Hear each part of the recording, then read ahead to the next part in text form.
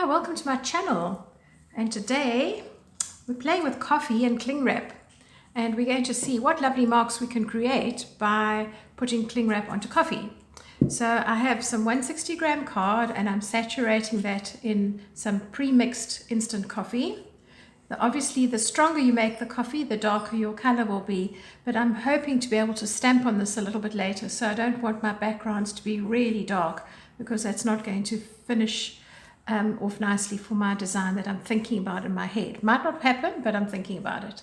So you want this to be really wet because the cling wrap is going to need to do its magic. Okay, and then once you've got this really nice and wet, you just simply lay your cling wrap over here, and already you can see how it's starting to pucker and it's drawing the coffee up into those areas. So I can lift here and just feed in a little bit more coffee.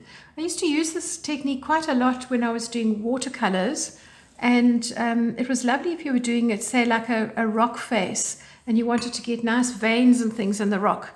It really gave a nice interesting texture. But the secret here is that you make all of this wet, put your cling wrap on, and then you must leave it till it's completely bone dry.